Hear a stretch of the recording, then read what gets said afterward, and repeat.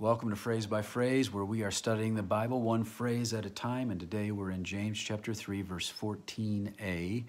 James is contrasting worldly wisdom with godly wisdom and looking at those two things as it relates to human relationships. And so he begins with worldly wisdom. In verse 14 he says, "But if you have bitter jealousy and selfish ambition in your heart, do not be arrogant and so lie against the truth." So James has asked the question, who is wise? That's how he started out this section. And he's addressing the person who says that they are wise, but in reality, they're not.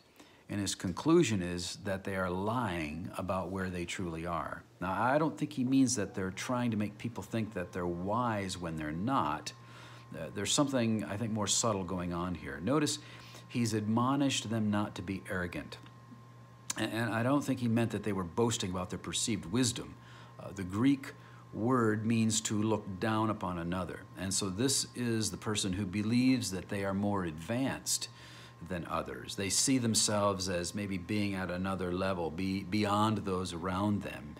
And they lie in the sense that in their pride, they refuse to consider that the wisdom they think they possess is false. In other words, they're just too proud to face the truth. They're not willing to stand under the scrutiny of God's truth and be examined. They're not even willing to consider that they might be in a wrong place. But James challenges them that their wisdom is false because of two characteristics that describe their relationships with others.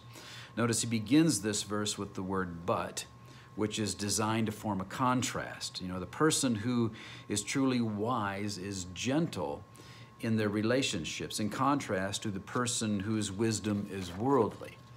And then he describes them as jealousy and selfish ambition, and that's contrasted with gentleness. So instead of practicing a loving restraint in their relationships, this person's relationships are affected by the two driving attitudes of jealousy and ambition.